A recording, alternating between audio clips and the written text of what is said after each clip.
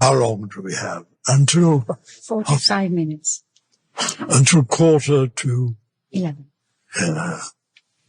3/4 of an hour. Oh, well, I think that's plenty for what we have to share with you this morning.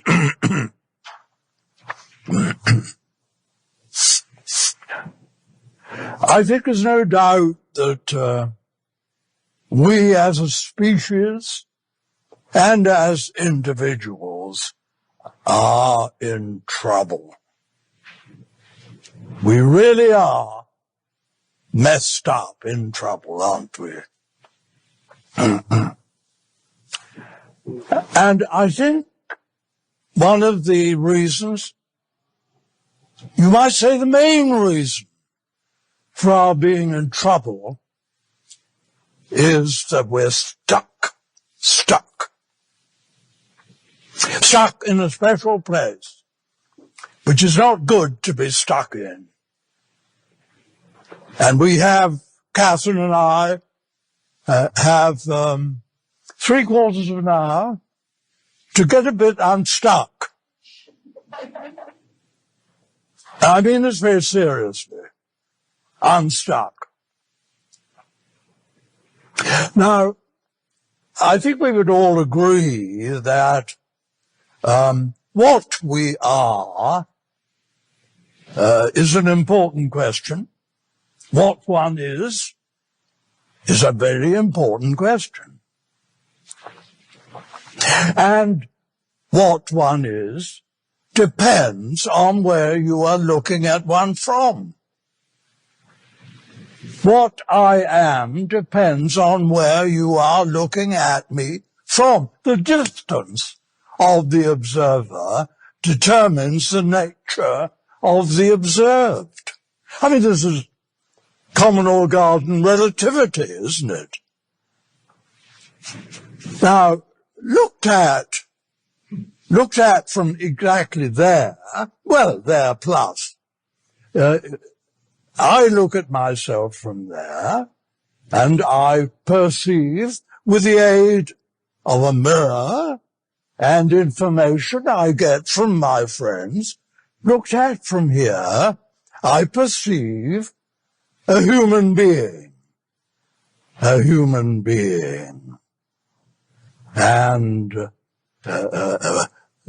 along with that human being, a price tag of that attached to that human being. It's a very important thing to be. We can't spare that view of ourselves, but there's a price tag. And one of the items on the price tag, one of the prices of being a human being stuck here, looking at myself from here, is that I have condemned myself to death. I'm dying. I'm 93. I'm dying.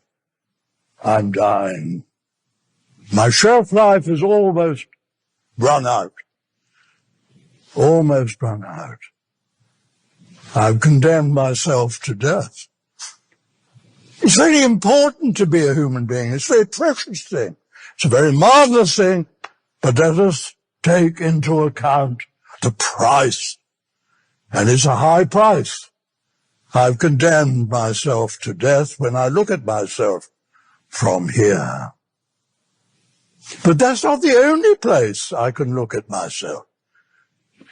It's a function of that distance. Nearer to, I'm not a human being. What am I nearer to? All sorts of things. I approach this place here, this center, this insight center. I quote the label on this building, this insight center. I approach it, and I come to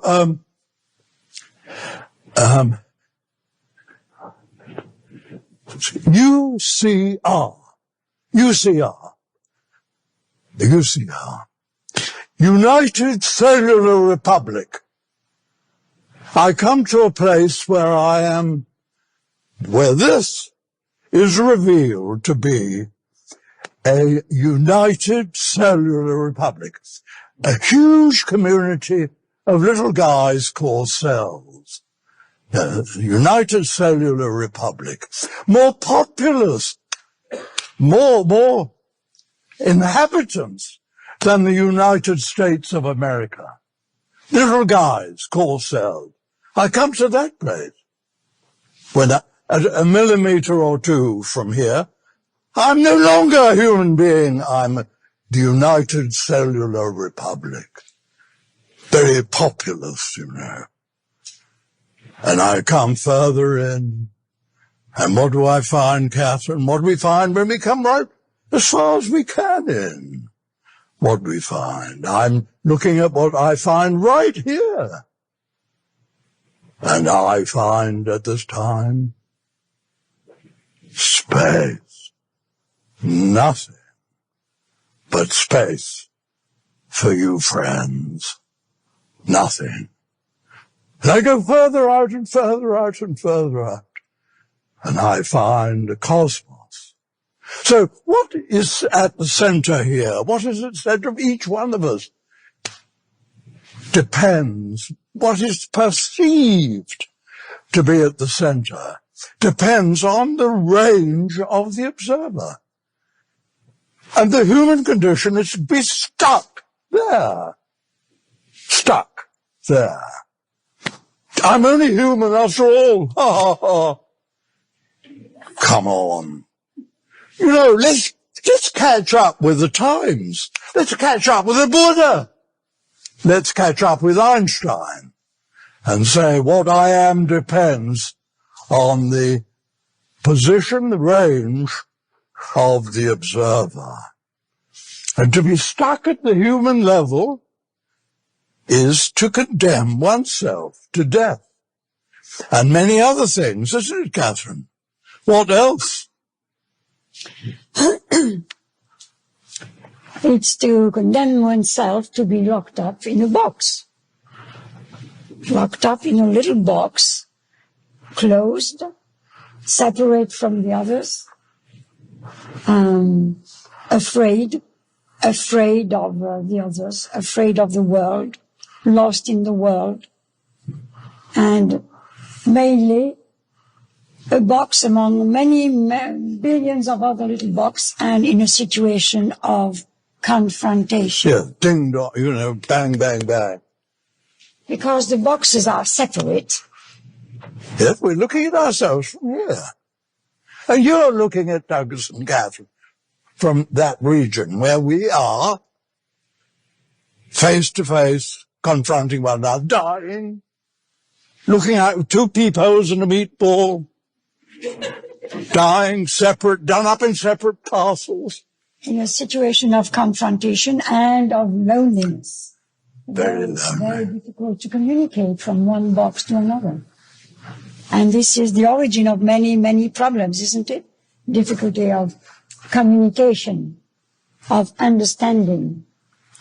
The messages try to get through, but they are very often distorted. And there are lots of misunderstandings, which cause lots of conflicts. So, this is what we condemn ourselves to when we look at ourselves from outside, through the other people's eyes, in fact, or through the mirror's eyes. When we look at ourselves like this, we condemn ourselves to all these things. Separation, solitude, fear of death, fear of death and of many, many, many other things. Lots of fears. And difficulty of communication and confrontation. Yes. And the trouble is the human condition is to be eccentric, off-center, by a meter plus. And I mean the physical distance of a meter plus, to be off-center, looking at it oneself through her eyes and his eyes and his eyes and his eyes, getting awfully worried about what they're thinking, you know. Looking at ourselves from here is to be eccentric. I'm English, and the English have a reputation for being eccentric, somewhat at least in some circles. But I believe the human condition in general is an eccentric one. Now, you weren't always like that. When you were very, very little, when you were a babe in arms, you were concentric. You were not out there saying, what a nice little baby I am.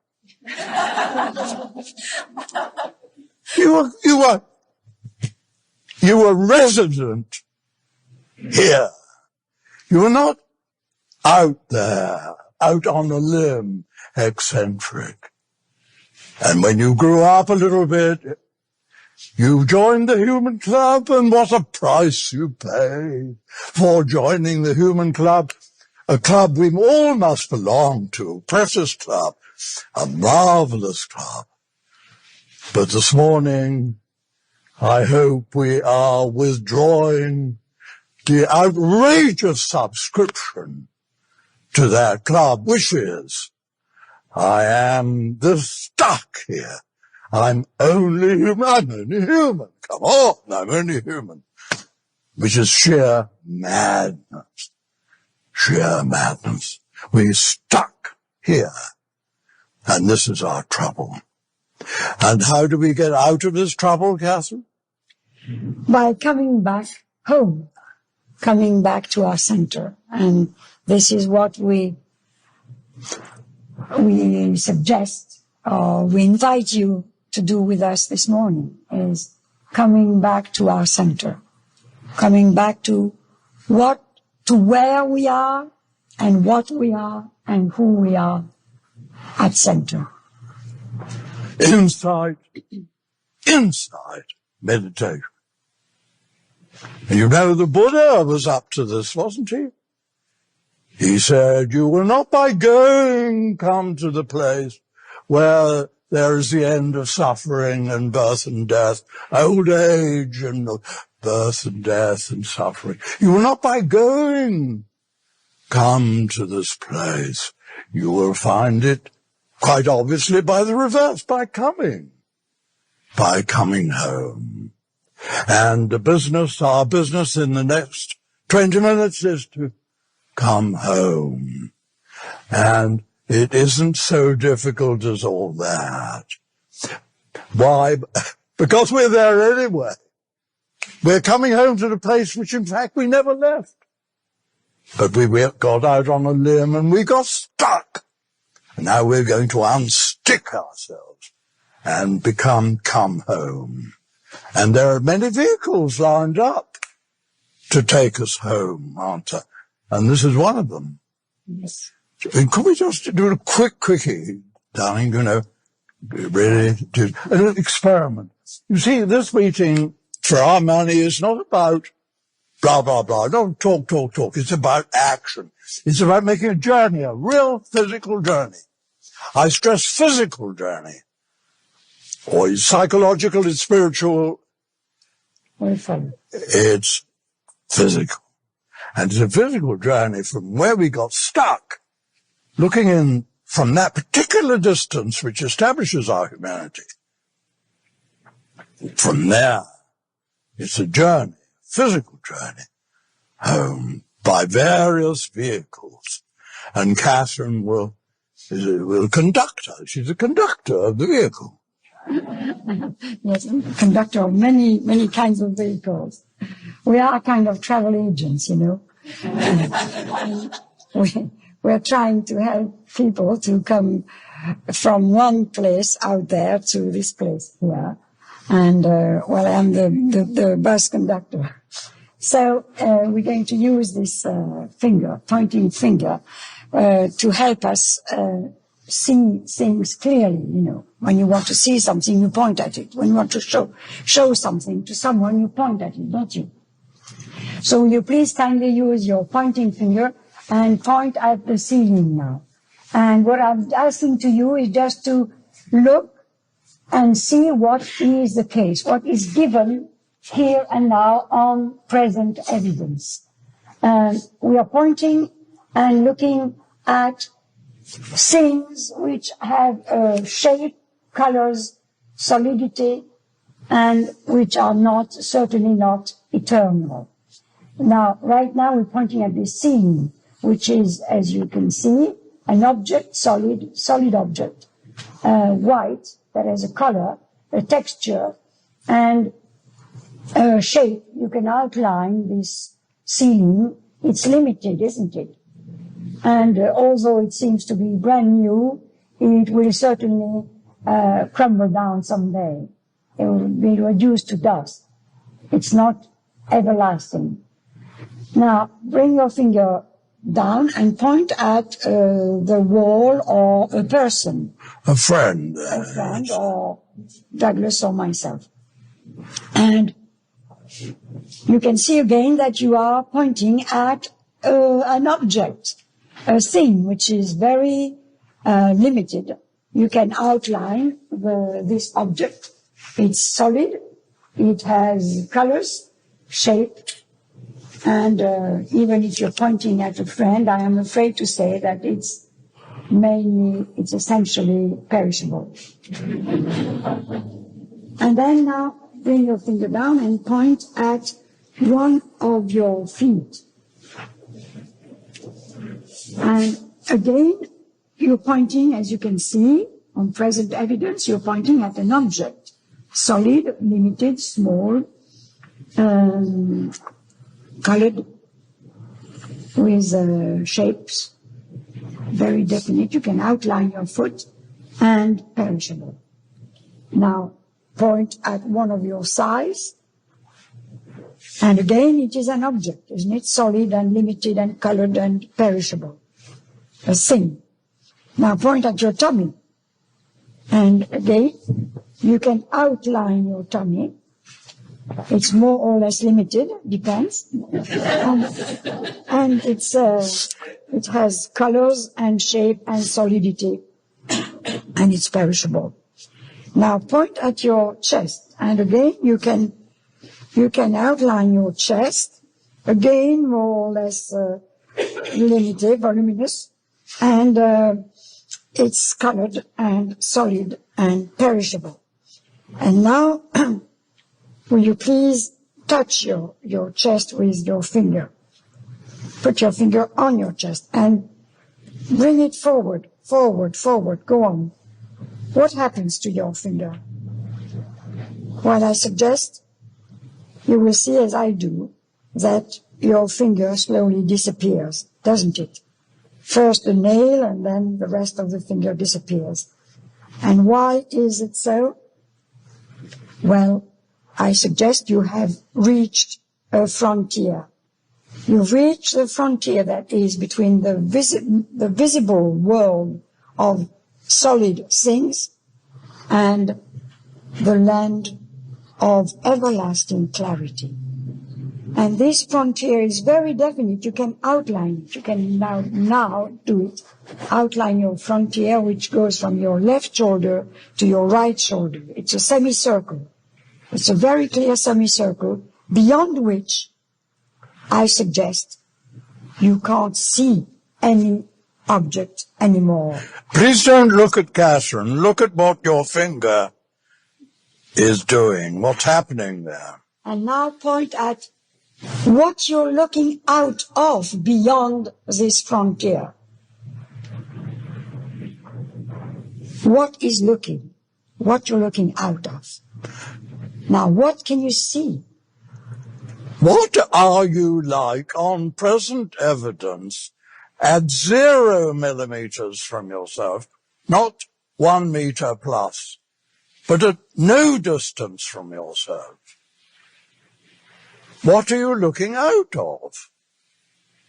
What are you at center, where you're coming from? Only you can say. Only you can say.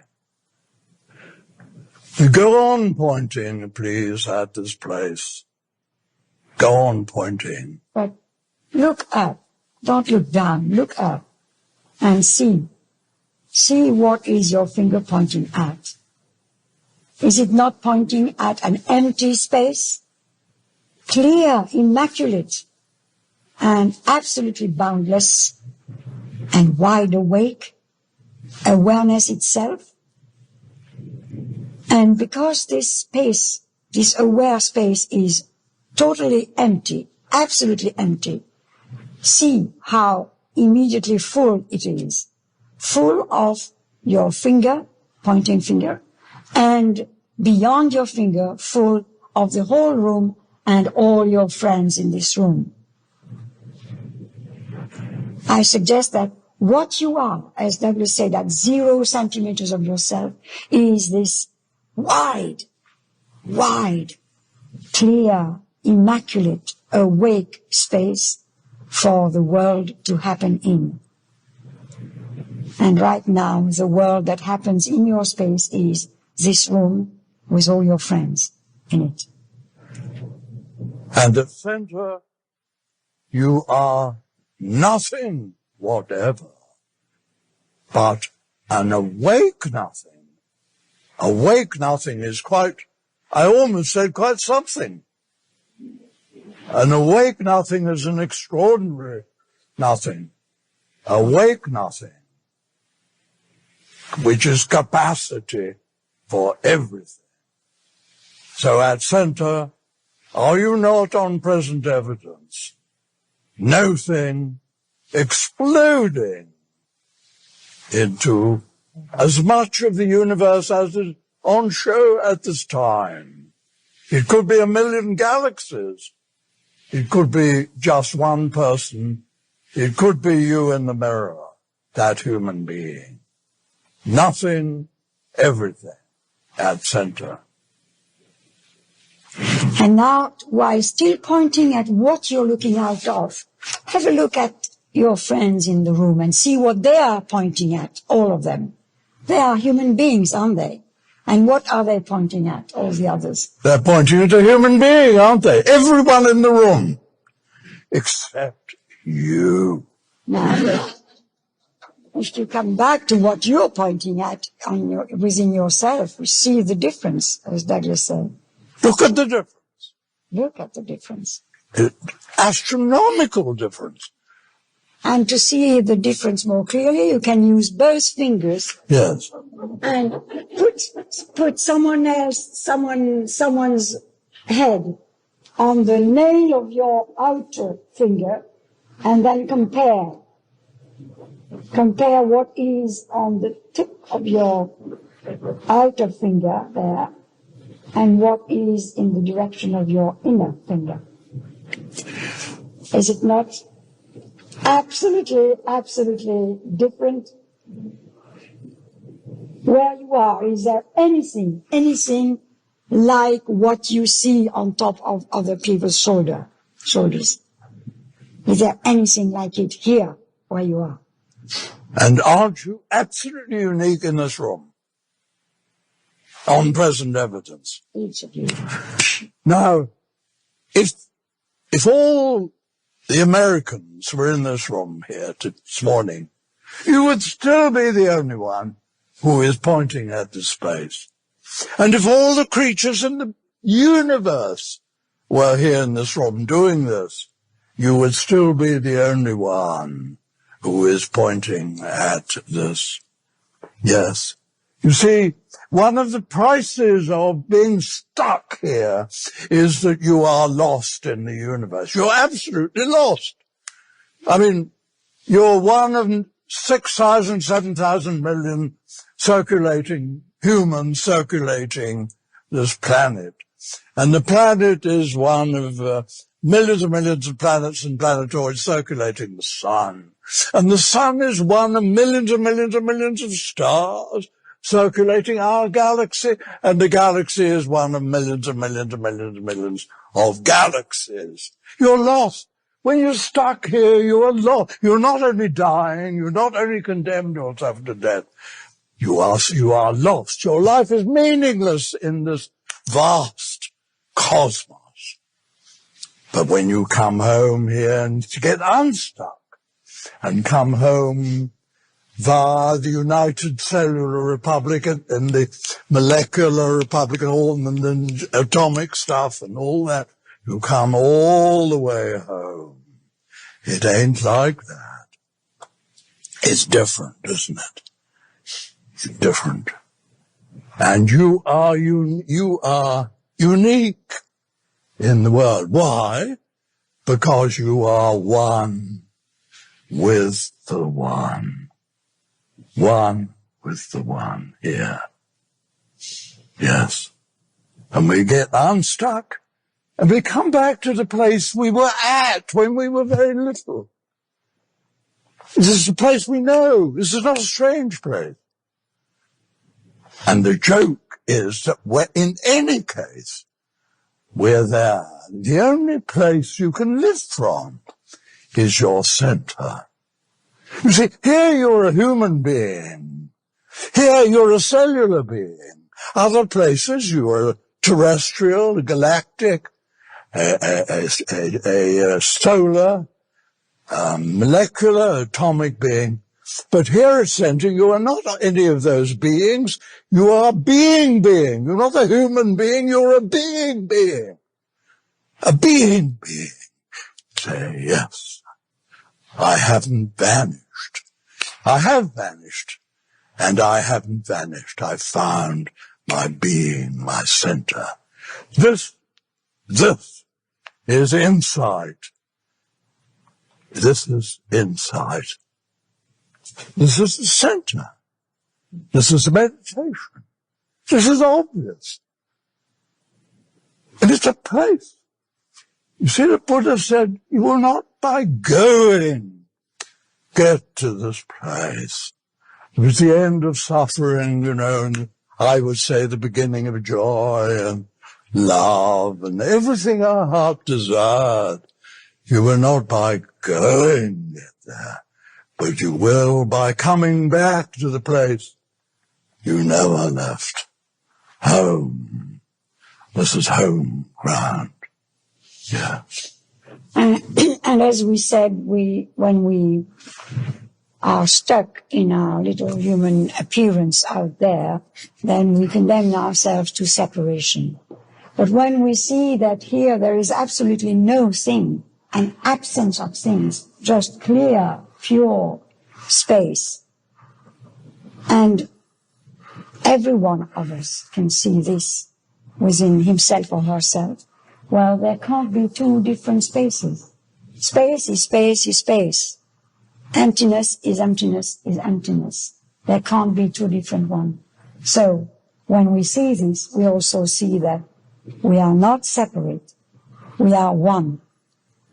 In this awareness that we all are, we are absolutely one. There is no separation, no difference. We are one. And that is very important. And what is the practice? We're not here to entertain ourselves this morning, but to take something away which we can live. How can we practice this? How can we practice this? Well, we can come back there are many, many vehicles lined up to take us back to the place we never left. Many vehicles, and this is always available. But of course, if you walk down the streets of this city doing this all the time, you might be taken into institutional care, I'm afraid, if you did that. You might be. But there are other ways, more secret, aren't there, Catherine? But you don't need, once you have done this once, you don't need to do it again. You just have to have a look at your body. You look at your legs, you look at your tummy, you look at your chest, and you see that here you stop. And when you look at the world begins. Yeah. Beyond this line, as I said, there is the world. Nothing else. You really are busted wide open, aren't you?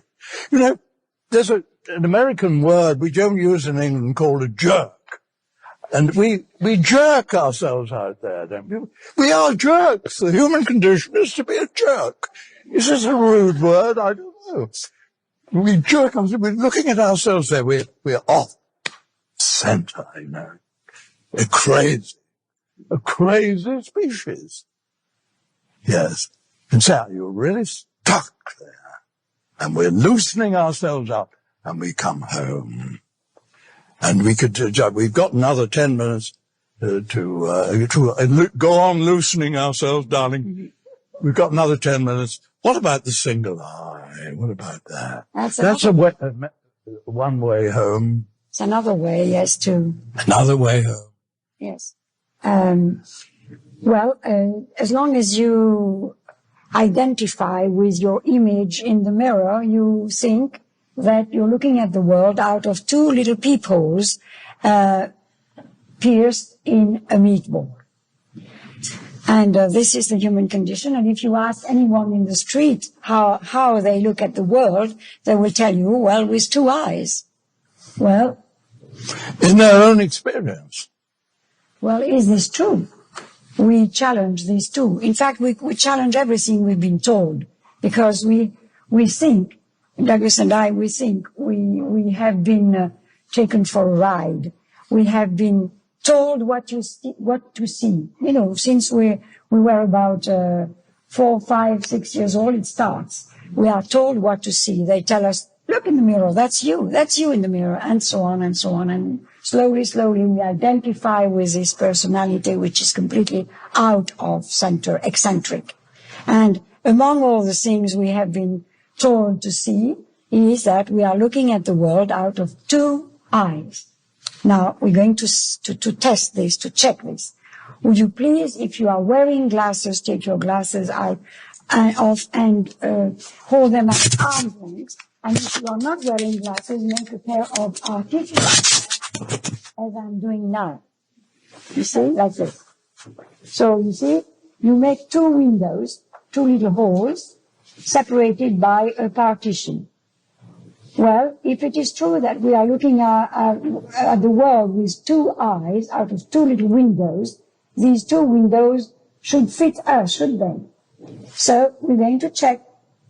So what you have to do is just to bring these two windows onto you and see what happens on present evidence. What happens?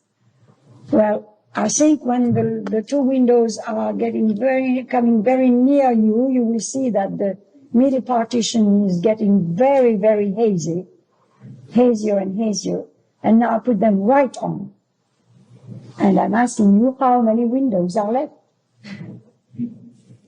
Is it not one? Only one? One window? One eye? You've never looked at the world with two eyes, but always with a single eye. And now, wait a minute, it's not finished. We're going to explore, to measure the size of this single eye by spreading your fingers apart and your hands and just explore the space. Take your glasses off for this one, I think. And try and see if you can find a limit. Has your single eye a limit upwards? Can you find a frame? I can't. Sidewards. Downwards. There's no frame, is there? It's a huge, absolutely immense window without limit. Wide as a world, even wider than the world. Clear, immaculate, without glass. You don't have to clean it ever. It's always clear. No cleaning. No insurance because there is no glass to be broken there. It's empty, clear, huge, immense. And this is what you've been looking out of all your life. And never out of two little things like this. This is meditation. It's meditation for all the time. It's meditation for the marketplace. And what do I mean by meditation? I mean mindfulness. Is not that the heart of Buddhism? Mindfulness, attention, mindfulness. And it brings one all the way home. And this eye that one has never looked out of anything else with, this single eye, which is wider than the world. Don't tell me that is the eye of a human. That is not the human eye. It's the eye of the one seer. Call it our Buddha nature, our third eye. And we never looked out of anything else. And to deny this is to fail in attention and to stop being mindful. Let's be mindful, because what we are mindful of here is marvelous news. It really gives one the joy, the flair, I'd say, the thrill.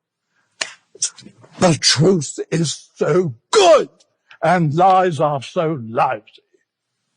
They are so lousy. And to say get stuck there is to live a lie, really.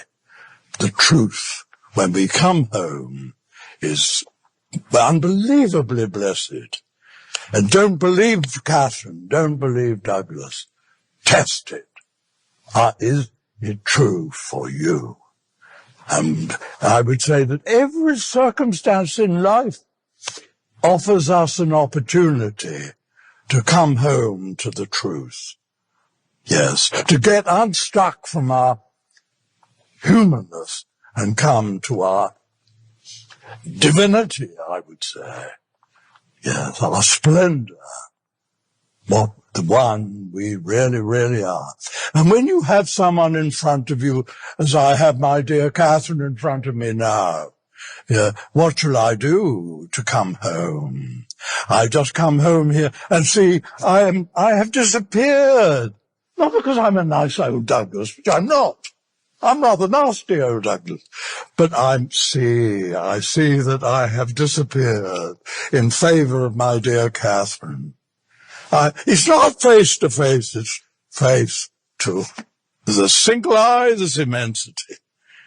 And just give love a chance, you know. And when we're stuck out there, we don't give love a chance because we are not built for loving. We're built solid, ding-dong, bang-bang, war. Yes. And all the circumstances of life. Another one. In your car. Everyone has a car here. And in your car, you know, be mindful of what's going on. And you will find, if you really look, you are driving California. You see, the whole scene is on the move, and you are at center here. The stillness from which all the motion of the world is generated. You are the still center of the moving world.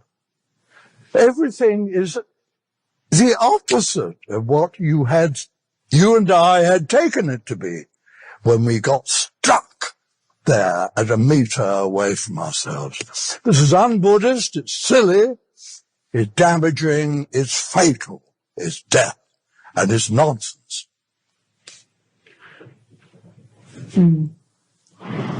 Maybe, what time is it? 5 minutes we have. The single eye is very easy to practice in everyday life. You just remember to open the huge window, and it brings you back here immediately. Which, you know, when we live out there, we are a displaced person, in fact, and we are very tense. And these two little eyes, the organ eyes, are very tense. As soon as you open, you look at your single eye, you see your immensity here. It brings you back here, and your center of gravity comes back down to its place at center, and you function from here instead of functioning from an imaginary head, which you have never seen on your shoulders. Never. You've never seen a head on your shoulder except in the mirror out there. Of course you've got a head. Where do you keep the darn thing? Of course I've got a face. Where do I keep it? I keep it in you at the time. In your eyes. You're welcome to the dancing. Yeah. But it ain't here for him. And just the last thing. You've seen this. If you've done these little experiments, you've seen this. Now, how can you keep it up best, I think? Well, I tell you the way I've kept it up over 60 years, I suppose, or something like that. 70 years, is to share it with people.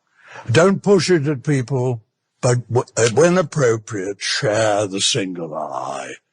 Share the getting unstuck and coming home on this vehicle. Share it. Share the fact that you're driving California and the road is flowing through you and the telegraph poles are going like that. This is good news. Good news. Share it. It's not for clasping to your bosom, but for giving away. Don't push it at anyone. That's counterproductive. Please share it. It's so obvious, isn't it? It's incredibly obvious. And we've gone crazy. The species has gone crazy. To be a human is essential. To be stuck on our humanness is death, disaster, warfare, stupid, stupid, stupid, and very un-Buddhist. And I think that's it. And thank you for being with us. Thank you.